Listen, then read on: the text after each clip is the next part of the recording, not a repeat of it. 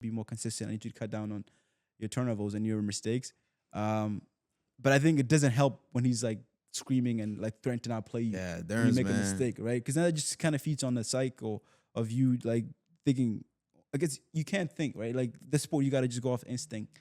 And if you're thinking too much, you're more likely to make mistakes, and it just can't this vicious cycle that just kind of got out of control real quick. Right. And I can agree with you, bro.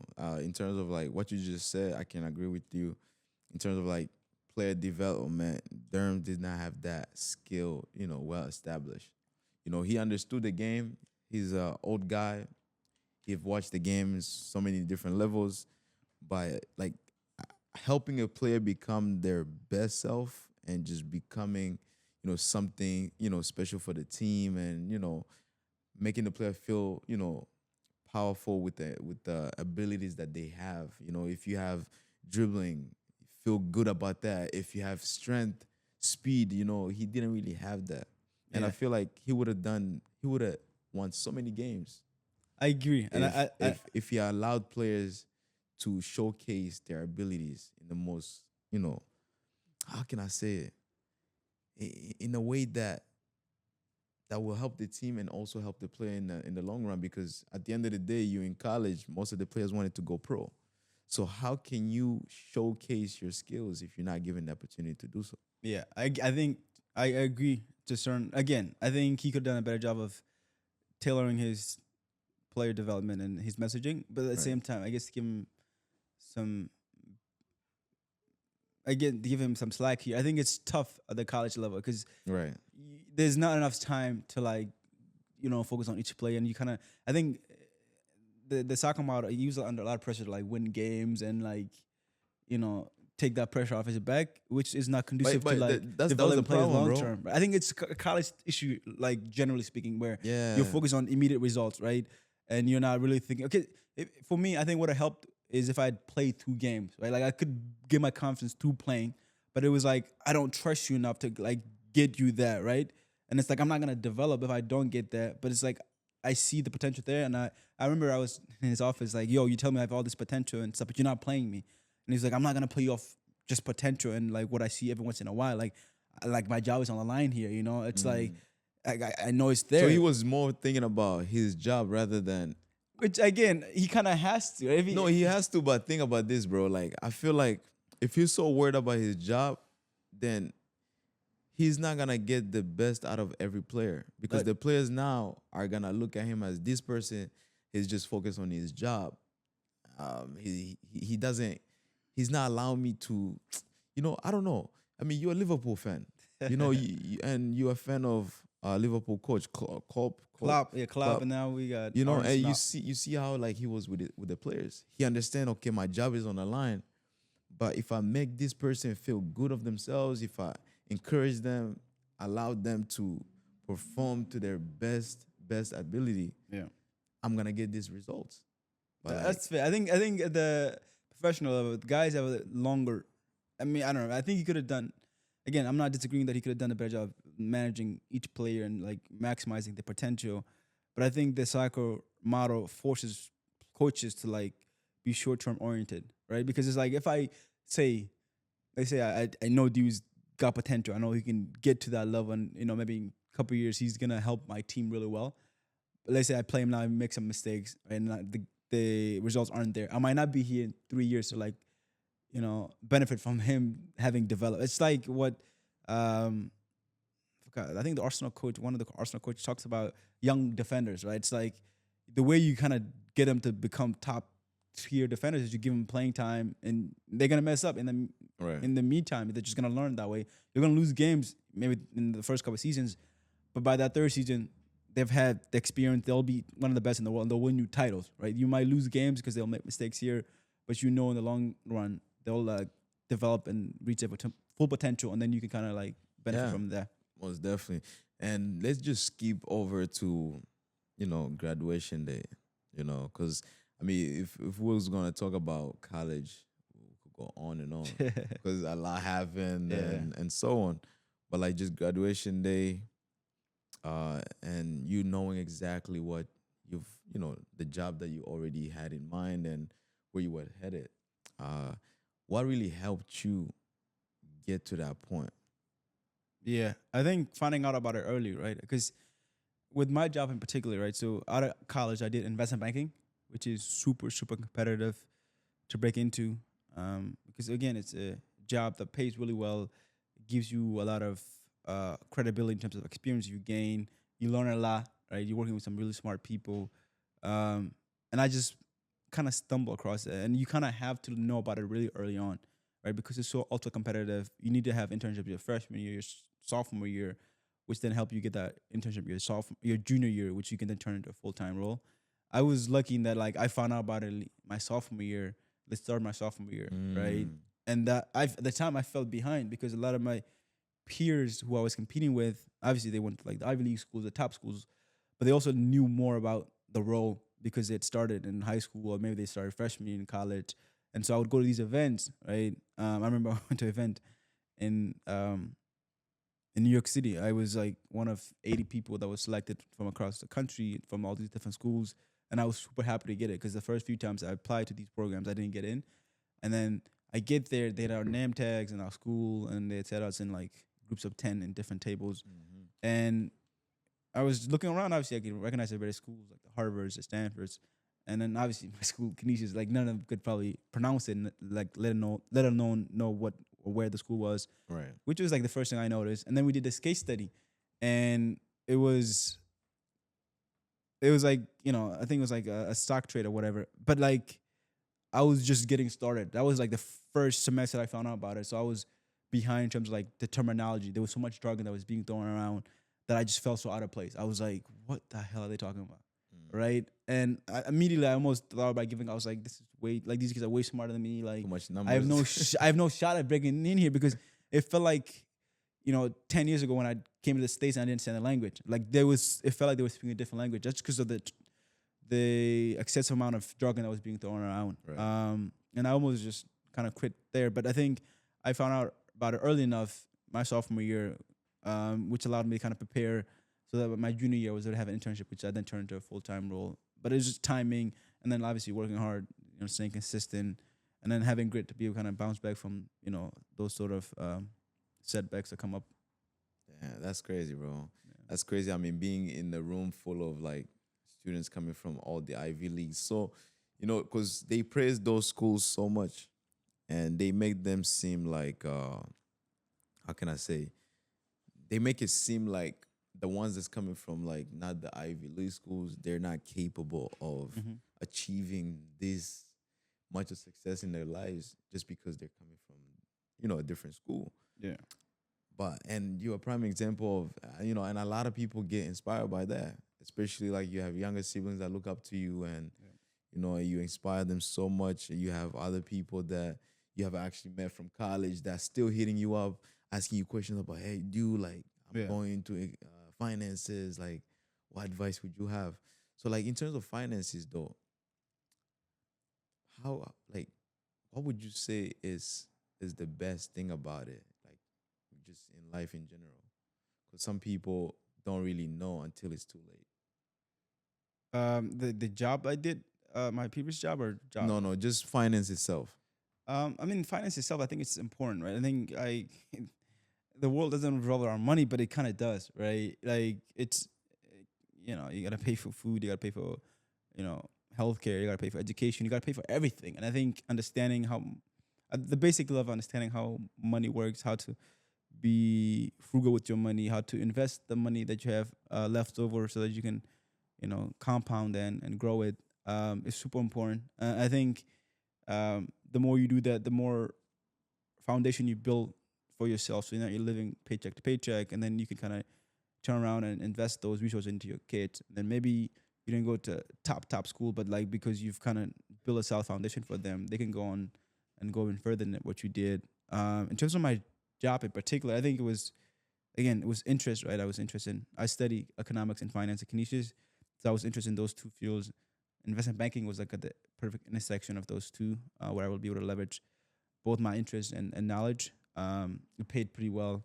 All right. I was working with some really smart people, who are very driven and who work very, very hard.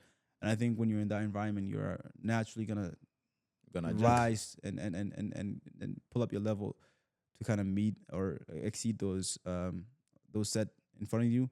And yeah, just that one interaction I had with this tutor who was, helping me with the stats class that I was getting, caught up on because I'd missed the class because of soccer. Like he was recruiting for banking, and that was like the first time I found out about it. But again, that one interaction, dude, it literally my whole life and outlook and everything like completely changed from just that one interaction. Man, that's amazing, bro. Big ups to you, bro. And then so the first job that you got, what was the experience like? uh, it was again. I knew what I was getting into. I interned at the firm, right? So the way it works is you will apply about a year out. So I applied summer to my sophomore year, interview with them, sign for the next summer, intern with them that next summer, and then they were like, "Hey, we like you. Go finish your last year, then you'll come. You have this full time offer." So I kind of signed after my internship. So I went back to Canisius that last year, knowing I was kind of set. Right. And I kind of knew what the job requirement was. It's long hours, it's demanding, it's stressful. When you say long hours, how many hours a day? It depends. I think average you're probably putting in 70 to 80, and then if it gets A week? yeah, and then if it gets busy, you're looking at over 100 hours a week, and Wow. it's not fun. Like I mean, it was- Right. Yeah, Yeah. bro. It's stressful. Yeah. 70 hours? dude, there was times where 1 week. People go for 40 hours. there was a time where I would not see my roommates for a whole week because I would come back at like 2 a.m., 3 a.m. Obviously, they would be asleep by then. They'll get up, maybe leave earlier than I do, and I'll leave at like, I don't know, 9 or whatever, and then just come back. And so literally, there would be times where I'd go a whole week not seeing them at all. There was, the worst I had, it was, I worked 2 days straight, bro. 48 hours, no sleep. And after that, like that week, I felt like a zombie. But for me, it wasn't as bad as some people have had it. I think some people have had it through the people that had it right after COVID. Right. Those guys were probably working 100-hour week, like almost every week. But what were you doing though? Like, It's just putting, so I guess backing up a little bit, right? So as investment bankers, we're advising corporations, right, on two things, right? One is M&A, which is stands for mergers and acquisition. So like buying and selling of other companies, right? So I'll give you an example. I don't know, 10 years ago now, Facebook bought Instagram, right? Somebody advised Facebook on that deal, like, hey, here's how much they're worth. Here's how much you should pay for them. Should you pay with cash or stock, whatnot, right? Somebody advised Instagram on that same deal as well. So there's usually advisor on the buy side and advisor on the sell side, right? So that's what bankers do, M&A. And the second one is raising capital, right? So if you're a company, let's say you want to build your podcast, you need to raise capital. You'll go and we'll help you raise the capital for you. And then we get a percentage of the whatever, capital you raise. And then same thing with M&A, whatever price you buy or sell, whatever, we'll take a percentage of that. And so as an analyst, so there's the way the hierarchy is built is there's an analyst, there's an associate, there's a director, an executive director, Right. managing director, right? That's one deal team typically.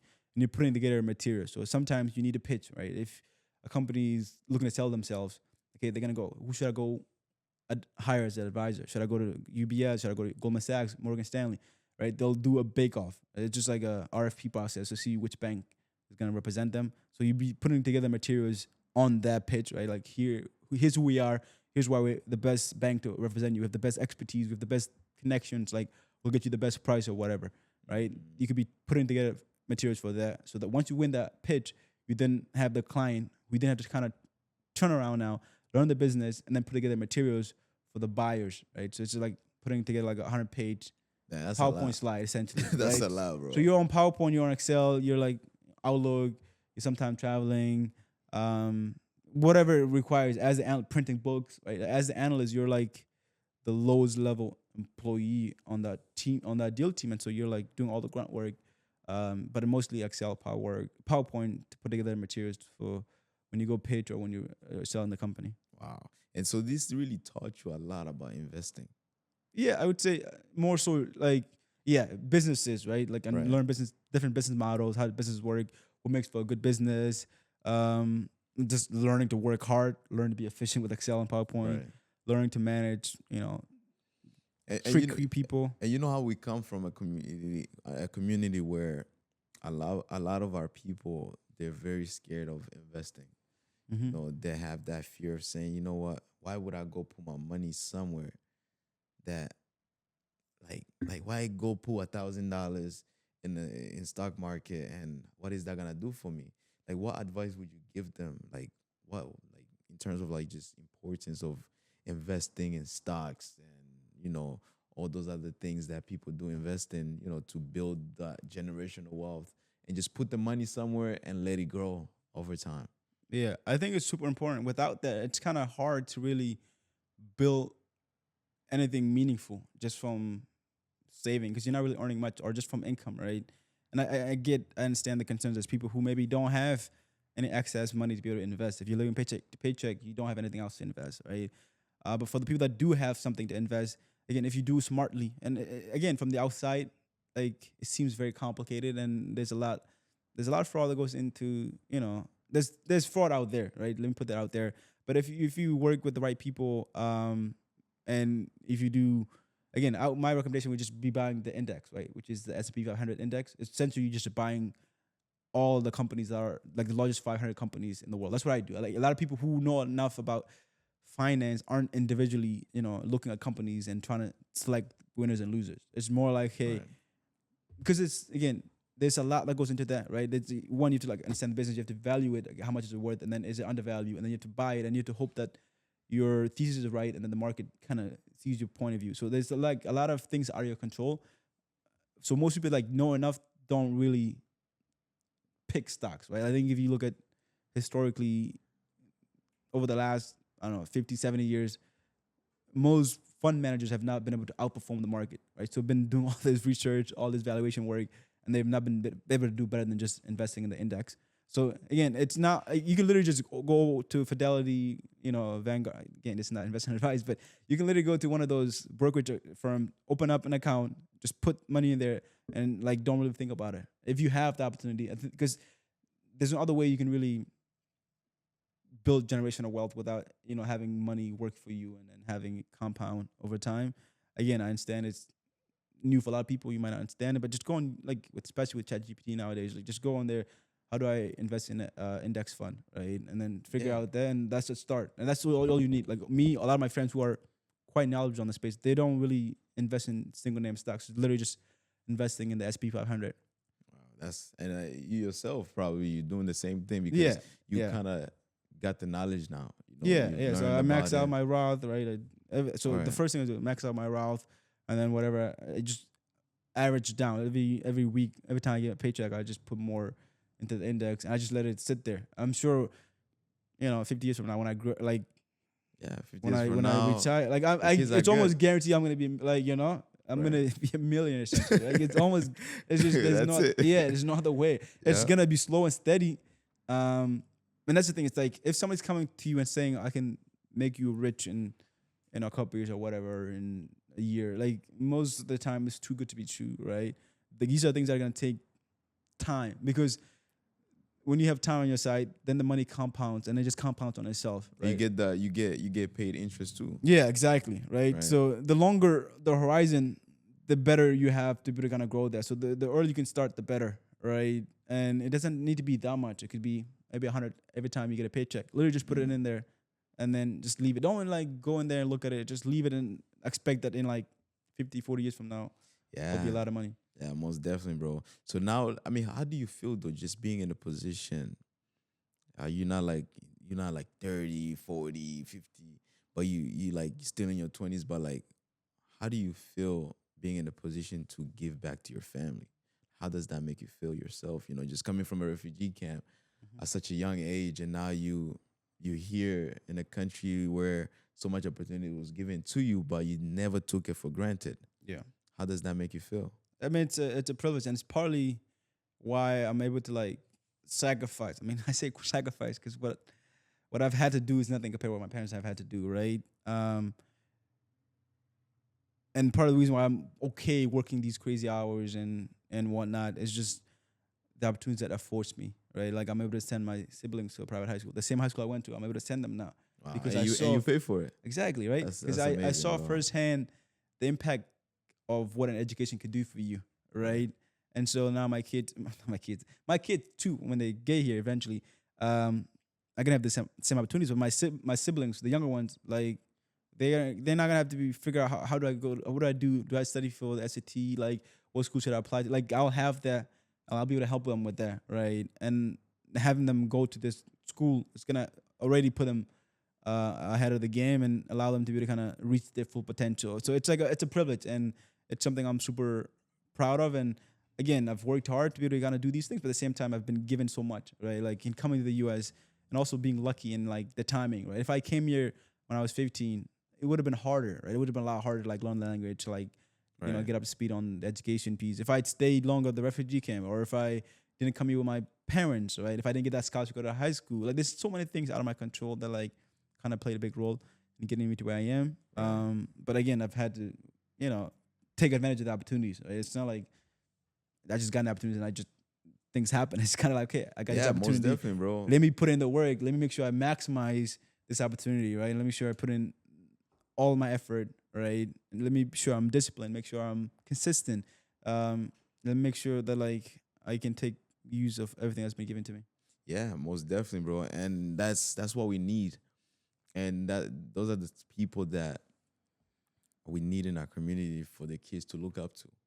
And I always say, man, I like how I got to meet certain people in my life that's doing things that's positive, because that's the kind of person I am. I always surround myself around people that, that's doing something good and things that I can learn from. And same thing with them as well. And I feel like that builds actually a good community.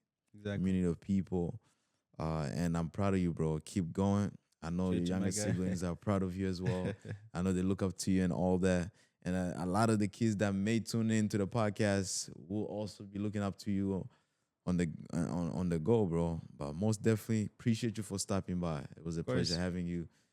There's more that we're gonna talk about, when you come back or when I come to New York City. Yeah. There's more that we're gonna talk about and cover up. But yeah, it was a pleasure having you on the podcast. Thank you for having me, bro. I really enjoyed this conversation, and thanks for doing this. Because again, it's like there's kids that be able to see this, and we need more good examples out there. There's a lot of bad examples out there, and all you need is just some inspiration. Like the first part of doing anything hard in this life is to like believe that you can, and you believe by seeing other people doing the same things people that look like you, right, or have the same similar stories as you. If you see them doing stuff, that gives you the belief or the permission to say, oh, I can do that too. Yeah. So really enjoy this conversation. And same thing with you. You have your own show actually, and you speak about you inspire young athletes. Yeah. You're not just inspiring the athletes that's already grown, but the younger ones that's actually growing up to see. You speak to a lot of the ones that's playing at D1 at like Ivy League schools, and you spoke to people that's in the MLS and their journey, how everything came about. And that's amazing, bro. And I'm proud of you. Keep doing that, because those are the voices that we need in the community. And then with my podcast, I like to bring people, just talk about stories and life, things that they can, deliver to the audience, to help the next person see life in just a different view. Yeah. But yeah, man, appreciate you. Yeah, man. Yeah, go ahead and hit the subscribe button, man. This is Easy Pinchao Podcast. Go follow my boy Dew on his Instagram and also your podcast. Yeah, if you're a soccer fan and you're, interested about listening to other soccer players talk about their life journeys, follow. It's called the Dio Walk Show, and I'm kind of busy right now with work and other stuff, but in a few months I'll get back to that. Yes, sir. That's the life, man. Appreciate ya, and we out of here. Let's go. Much love. How long was that?